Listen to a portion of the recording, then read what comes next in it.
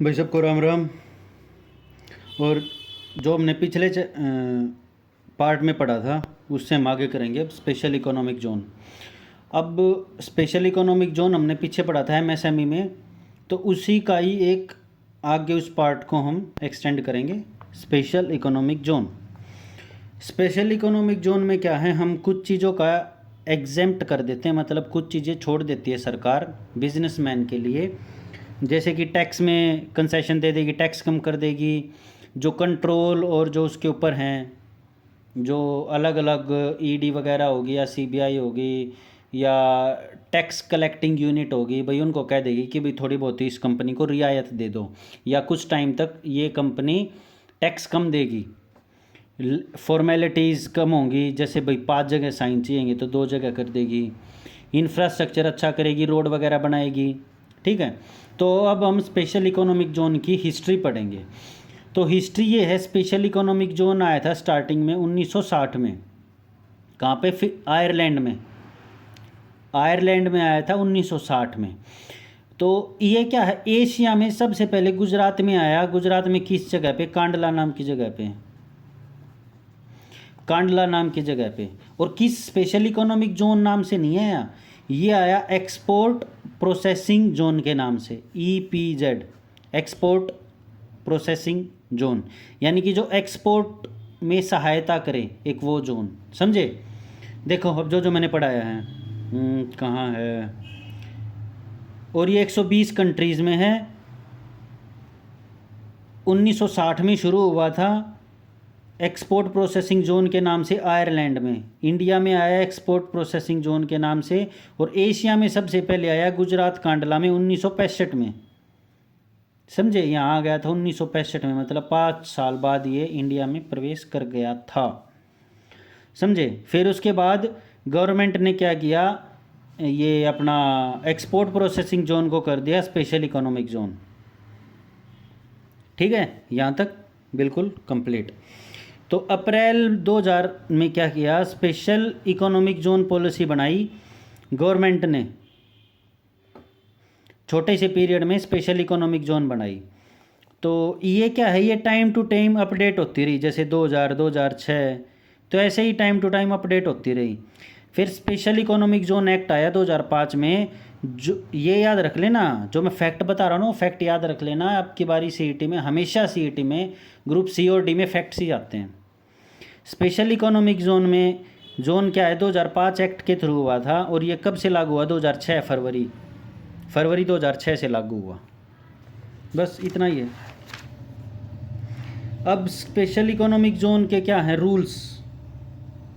Yes, centre में आ गया। Special procedure होगा डेवलपमेंट के लिए, ऑपरेशन के लिए, मेंटेनेंस के लिए। स्पेशल जोन में ये सब चीज़ें होंगी बेसिकली ना। एक सिंगल विंडो होगी। सिंगल विंडो मतलब एक पर्टिकुलरली एक बैठक कर देंगे, उस बैठक में फाइनेंस मिनिस्टर भी होगा, अपना पुलिस विभाग का भी होगा, अपना फॉरेस्ट विभाग का भी होगा, अपना और भी सारे विभागों के हो गए ना, अलग अलग डिपार्टमेंट्स के। तो वो फाइल आएगी, वो सबके पास से सर्कुलेट होगी, कहेगी कि भी बताओ इसमें क्या क्या दिक्कत है, यहीं पे बताओ। इन सब के सेक्रेटरी वगैरह होंगे, तो वो लोग यहीं पे बता दें कि ये दिक्कत है, नहीं जी हमारे डिपार्टमेंट से क्लियर है, हमारे डिपार्टमेंट से ये दिक्कत है, तो ये सभी एक ही जगह पे कंप्लीट हो जाएंगे। तो सिंगल विंडो क्लियरेंस होगी सेंट्रल स्टेट गवर्नमेंट के द्वारा। लेकिन उन्होंने भी एक बैठक सी बना दी थी। बैठक मतलब एक प्रोसीजर कि भी पहले यहाँ से जाएगा 5 सदस्यीय कमेटी से, 3 सदस्यीय कमेटी से, फिर बाद में फाइनल होगा, फिर सबसे लास्ट में सेंट्रल गवर्नमेंट के पास जाएगा, वो फाइनल करेगी। ऐसे हुआ था। फीचर क्या है, नोटिफाइड जियोग्राफिकल एरिया कर दिया। मतलब कि जैसे अपन ये बनाए थे IMT, जियोग्राफिकल एरिया नोटिफाइड कर दिया ना, तो ये है नोटिफाइड जियोग्राफिकल एरिया, मतलब भाई इस एरिया में सिर्फ यही काम होगा। स्पेशल इकोनॉमिक जोन एक्ट बना 2005 में, उसके तहत अलग अलग इनको फैसिलिटीज़ प्रोवाइड की गई, इंफ्रास्ट्रक्चर प्रोवाइड किया गया, जैसे कि electricity, sewage treatment, road, sewerage, drainage, green belt बना दी, पार्किंग लोट्स बना दिए, शॉपिंग फैसिलिटीज़ बना दी, वेयर हाउसिंग बना दी, इंडस्ट्रियल हाउसिंग बना दी। तो ये सारी की सारी चीज़ें इन लोगों को अलग अलग गवर्नमेंट के द्वारा प्रोवाइड की गई। ऑब्जेक्टिव ऑब्जेक्टिव तो ये हैं यार, ज़्यादातर एक्सपोर्ट करना, एम्प्लॉयमेंट जनरेट करना, इंफ्रास्ट्रक्चर करना, इंडस्ट्रियलाइजेशन की इकोनॉमी को बूस्ट देना, एक्सपोर्ट गुड्स एंड में करना, गुड्स एंड सर्विसेज में एक्सपोर्ट बढ़ाना, इकोनॉमी की एक्स्ट्रा एक्टिविटीज़ हो सके ये करना, डोमेस्टिक और फॉरेन सोर्सेज में इन्वेस्टमेंट, डोमेस्टिक और फॉरेन सोर्सेज के इन्वेस्टमेंट आ सके हमारे यहाँ पे। तो यही सब चीज़ें होती हैं ऑब्जेक्टिव। धीरे धीरे पढ़ोगे ना तो अपने आप ऑब्जेक्टिव ध्यान में रख सकते हो, इतना कोई बड़ा खेल सा है नहीं इस चीज़ का ना। अच्छा, incentive offer to special economic zone. Incentive क्या क्या है? इंसेंटिव है इनकम टैक्स से ये लोग एग्जेम्प्ट कर दिए, मतलब छूट दे दी। अच्छा, कस्टम ड्यूटी से छूट दे दी, समझे? कस्टम ड्यूटी होती है अपना समुद्र के किनारे। अच्छा, एक्सपोर्ट ड्यूटी से छूट देती, जीएसटी से छूट देती, जो भी मैंने बताया था। सिंगल विंडो क्लियरेंस कर दी, ओके। और permission from external commercial borrowing of sustainable economic zone to US to 100। अब जैसे जिसको लोन चाहिए $500 $1 मिलियन तक का, उसको एक एग्जेम्प्ट कर दिया। तो ये सारी चीज़ें इन लोगों के ना इंसेंटिव दे दिए, मतलब इन लोगों की हेल्प कर दी। अब ये कर दिया इन्होंने मिनिमम एरिया जो स्पेशल इकोनॉमिक जोन के अंदर आना ही आना चाहिए। Minimum land requirement for setting up, मतलब एक जोन बना दिया स्पेशल इकोनॉमिक जोन, उसके अंदर भैया आप लोगों को इतनी इन्वेस्टमेंट करनी पड़ेगी, मतलब 5 एकड़ या 500 एकड़ की इन्वेस्टमेंट करनी पड़ेगी, इस हिसाब से कुछ भी हो सकता है वो, ठीक है। अब ये थी minimum land requirement of for special economic zone. जैसे multi sectoral special economic zone है, उसके लिए लैंड की रिक्वायरमेंट थी 500।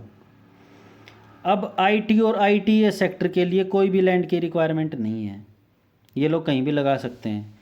Handicraft, biotech, non conventional energy मतलब पेट्रोल डीजल, ये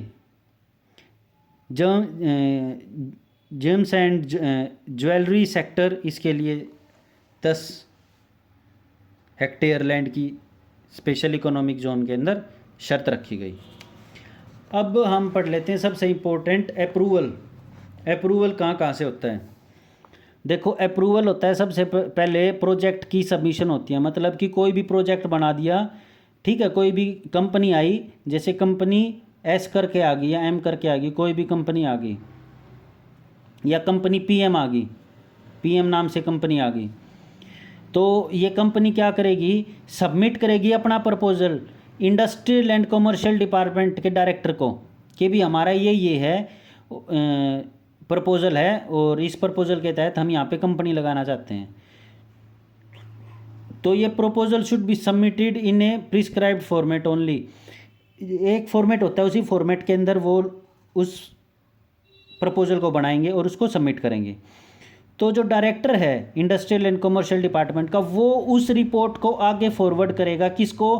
कंसर्न डिपार्टमेंट को। कंसर्न डिपार्टमेंट मतलब कि अगर वो लोग कहीं जैसे फॉरेस्ट में ज़मीन करना चाहते हैं, तो मिनिस्ट्री ऑफ फॉरेस्ट के पास जाएगी वो फाइल प्रपोजल, ठीक है। फिर उसका स्क्रीनिंग होगा, screening by the project evaluation committee. जो प्रोजेक्ट इवेल्युएशन कमेटी है ना, वो उसकी स्क्रीनिंग करेगी। स्क्रीनिंग मतलब जो मापदंड है दिए हुए हैं, वो उन मापदंडों पे खरी उतरती है या नहीं, वही तो होता है स्क्रीनिंग। तो एक प्रोजेक्ट्स इवेल्युएशन कमेटी बनाई गई इस प्रोजेक्ट को इवेल्युएट करने के लिए, और उसमें कौन कौन होगा? उसमें ये होगा चेयरमैन, याद रख लेना चेयरमैन कौन होगा? Secretary government of Haryana industrial and commercial department का, इसका इंडस्ट्रियल एंड कॉमर्शियल डिपार्टमेंट के डायरेक्टर के पास जाएगी। और एक जो कमेटी प्रोजेक्ट इवेल्युएशन कमेटी होगी, उसका चेयरमैन कौन होगा? इसका सेक्रेटरी, इस डिपार्टमेंट का सेक्रेटरी, ठीक है। फिर ये मेंबर्स होंगे 8 मेंबर्स होंगे, ठीक है। अब क्या है? Screening by the project approval committee. अब इवेल्युएट कर लिया, वो इवेल्युएट कर लिया, अब क्या उसको अप्रूव करने के लिए जाएगी, अप्रूवल के लिए अप्रूवल कमेटी के पास जाएगी। अप्रूवल कमेटी में चीफ मिनिस्टर भी होगा शामिल, सेक्रेटरी तो होगा ही होगी, फाइनेंस का secretary, industrial and commercial secretary, मतलब सभी डिपार्टमेंट्स के सेक्रेटरी वहाँ पे होंगे, plus chief minister of particularly state या गवर्नमेंट ऑफ हरियाणा, या chief secretary to the government of Haryana, समझे? यानी कि जो गवर्नमेंट ऑफ हरियाणा का चीफ सेक्रेटरी है वो भी होगा, मतलब वो डायरेक्ट खट्टर साहब को रिपोर्ट करता है। तो सभी डिपार्टमेंट के सेक्रेटरी आगे, including government of Haryana secretary. तो ये इन चीज़ों, ये हर डिपार्टमेंट से पूछेगा कि बताओ भैया ये प्रपोजल आया, हम स्वीकार करें या ना करें, किस डिपार्टमेंट को क्या क्या दिक्कत है बताओ भाई। ठीक है। फिर जाएगा ये approval of the central government for setting up special economic zone. State से होगी अप्रूवल, कहाँ कहाँ से हुई? सबसे पहले हुई अपना, बताओ, चेयरमैन डिपार्टमेंट ऑफ इंडस्ट्रियल के पास गई प्रपोजल, वो प्रपोजल आगे भेजा किसके पास? Project evaluation committee. इसका चेयरमैन कौन है? इसका secretary, department of industrial and commercial department का सेक्रेटरी प्रोजेक्ट इवेल्युएशन कमेटी के पास आ गया। प्रोजेक्ट इवेल्युएशन कमेटी क्या करेगी? प्रोजेक्ट अप्रूवल कमेटी के पास भेजेगी स्क्रीनिंग के लिए। और इसका वो कौन होता है? चेयरमैन, गवर्नमेंट ऑफ हरियाणा का सेक्रेटरी। ठीक है। फिर ये अप्रूवल के पास जाएगी सेंट्रल गवर्नमेंट के पास कि भी ये यहाँ पे स्पेशल इकोनॉमिक जोन बनाना चाहते हैं। फिर सेंट्रल गवर्नमेंट की 19 सदस्यीय कमेटी ये डिसाइड करेगी कि ये बनेगा या नहीं बनेगा। वहाँ से बनते ही अप्रूवल टू द बिजनेस, वहाँ से अप्रूवल मिलते ही अप्रूव्ड हो जाएगा। ठीक है। फिर वो स्पेशल इकोनॉमिक जोन मान लिया जाएगा, घोषित कर दिया जाएगा। हो गया ख़त्म। ये प्रोसीजर याद रख लेना। अब जो हमने पढ़ा उसका क्रिक्स क्या है? Central government overall authority for governing notifying special economic granting letter of authority. Main तो सेंट्रल गवर्नमेंट है जो उसको प्रोवाइड करेगी, जो सबसे लास्ट में पढ़ा था, समझे? Approval developing commissioner, approval committee, board of approval, state government और सेंट्रल गवर्नमेंट। ये नीचे से ऊपर जाओगे ना, समझ में आ जाएगा। Present status of special economic zone. अब देखो ये पर्टिकुलर इतने सारे स्पेशल इकोनॉमिक जोन्स बने हुए हैं। 2021 तक 425 स्पेशल इकोनॉमिक जोन की जो है ना अप्रूवल हो गई थी इंडिया में, इन इंडिया, समझा। इसके अंदर हरियाणा में कितने हैं? 25 स्पेशल इकोनॉमिक जोन को अप्रूवल मिल चुकी है हरियाणा के अंदर। इंडिया में 425 और हरियाणा में केवल और केवल 25। Mind this figure. और out of the 22 special economic zone are located in Haryana, और 268 स्पेशल इकोनॉमिक जोन, ये सब चीज़ें ये याद रख लेना। 25 इकोनॉमिक जोन फॉर्मल अप्रूवल इन हरियाणा। तो इसमें कहा गया है इतने में थे 25 स्पेशल इकोनॉमिक जोन की फॉर्मल अप्रूवल मिल चुकी है, और 25 में से 22 लोकेटेड है हरियाणा में। यानी कि कितने हुए? 25 की अप्रूवल मिल चुकी है और 22 हरियाणा के अंदर हैं। अगर क्वेश्चन में आता है तो कितने हैं, तो 22 हैं। और ये कही कि फॉर्मल अप्रूवल कितने की मिल चुकी है, तो 25, और इंडिया में कही तो 425।